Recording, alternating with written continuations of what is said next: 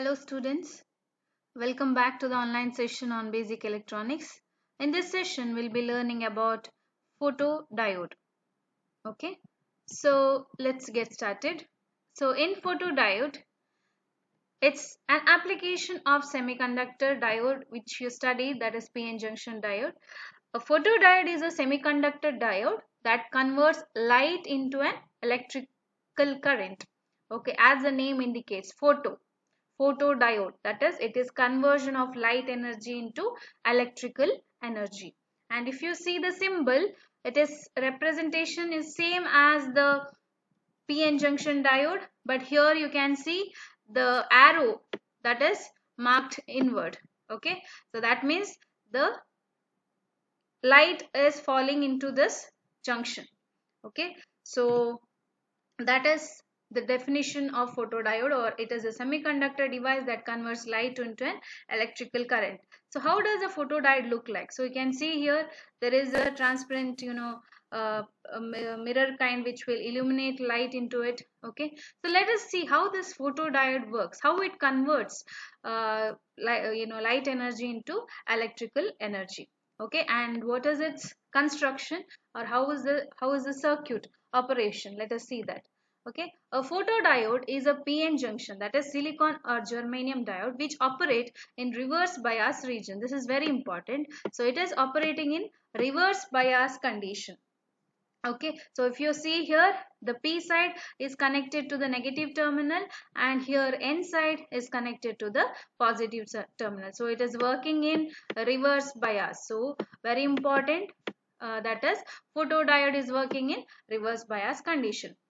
When a light is made to illuminate the PN junction, covalent bonds are ionized. Thus generates hole and electron pairs. If you remember properly how PN junction diode, when it is formed, when it is supplied, external supply is given, when it is biased, then there is a depletion layer formed. Depletion layer is formed because of what? Because of the recombination of electrons and holes, that is electrons from the n side and holes from the p side. Okay, that layer is depleted from charge, that is, it is a charge free region, right?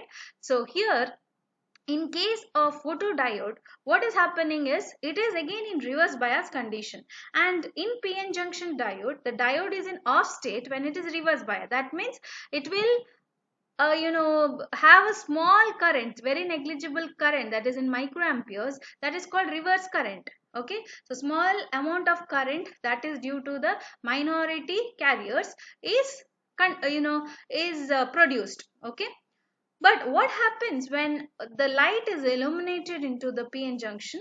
So in the depletion region, whatever the covalent bonds are formed because of the recombination, these get ionized. Because of that, what happens? There are free electrons and holes, and because of that, the electrons gets attracted to the positive side of the battery, and holes will get attracted to the negative side of the battery.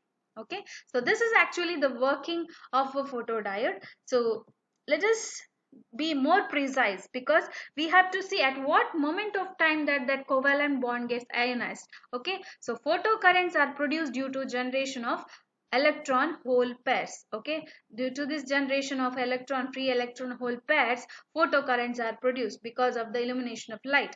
Electron hole pairs are formed when photons of energy more than 1.1 electron volt hits the diode. That is important. So when the light energy is illuminating, it should have a photon energy of greater than 1.1 electron volt. Then only the covalent bond gets ionized, that it breaks from that and it becomes free. When the photon enters the depletion region of diode, it hits the atom with high energy. This results in release of electron from atom structure. After the electron release, free electrons and holes are produced. Okay, so because of that, free electrons and holes are produced. So you can see here in this diagram. Okay, whenever the incident photons, whenever it is greater than how much? 1.1 electron volt is striking the surface or the junction, then what happened? This in the depletion layer, whatever the ionized bonds are formed, atomic structure bonds are formed in the depletion layer, because of the recombination of electron holes, they get ionized and they get enough energy to get apart from that structure and become free. Okay, and because of that we can see here this holes gets attracted towards the negative side, and whereas electron will get attracted towards the positive side. So again it is the flow of current due to minority carriers only. Here in p side, what is follow in the n side, electrons will flowing, and in p side holes are flowing. Okay, so this way, this is how a photodiode is working. Okay, due to the electric field, electron hole pairs moves away from the junction, hence holes move toward anode and electrons move towards cathode to produce photocurrent. The photon absorption intensity and photon energy are directly proportional to each other. When energy of photon is less, the absorption will be more. Okay, when the energy of photons is less, the absorption will be more. So now let us see this video for a better understanding. Okay, and I hope by that it will be clear for you. Production and working of a photodiode. It is a diode which is always operated in a reverse bias mode. Due to reverse bias, it has a very wide depletion region. While using the photodiode, light is made to incident on the junction. The photons incident on the junction generate electron hole pairs as shown in the diagram.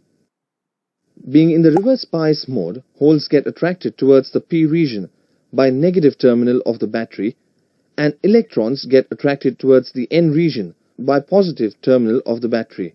We know that in a reverse bias mode, reverse saturation current flows through a diode. Thus, increase in the charge carriers leads to increase in the reverse saturation current. This current is called as a photocurrent. With increase in the light intensity, more electron hole pairs are generated and the photocurrent increases. Thus, photocurrent is proportional to light intensity. What do we mean by dark current? It is the current flowing through a photodiode in the absence of light. Dark current flows due to the thermally generated minority carriers and hence increases with the increase in temperature. Think over, why are we operating a diode in reverse bias? During reverse bias, only reverse saturation current flows through the diode, which is in microampere range. The photocurrent that gets generated is also in microampere range. Thus, we can easily identify change in the diode current after generation of a photocurrent. On the other hand, if we operate a diode in the forward bias, then the diode current is in the range of milliamperes. Thus, a photocurrent of few microamperes won't create any effect on the diode current.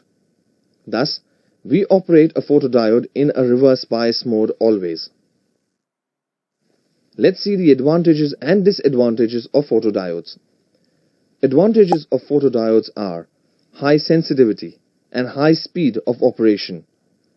Disadvantages of photodiodes are poor temperature sensitivity. Dark current increases with increase in temperature. External biasing is required. Amplification is required as output is small. Okay, so let's see the VI characteristics of photodiode. So as mentioned, the dark current is the current or reverse saturation current, right? This reverse saturation current. So it is produced in the absence of a light. Okay, so you can see here from this point. Okay, so there is no light falling, and that is the dark current which is produced, small amount of reverse saturation current. But after the light falls on that, enough external voltage, that is photons are illuminated into the junction. Because of that, we have this graph. Okay, and if you see that graph, this is like the current is proportional to the incident photon energy. Okay, how much intensity of light is getting incinerated, in that same amount of current will be produced. So incident photons will create or generate the photocurrent. Okay, and it is almost, you can see this graph. So it is almost, the gap is almost same. Okay, so the dark current is the current that is produced with the absence of light, and this is the VI characteristic you can see for a photodiode.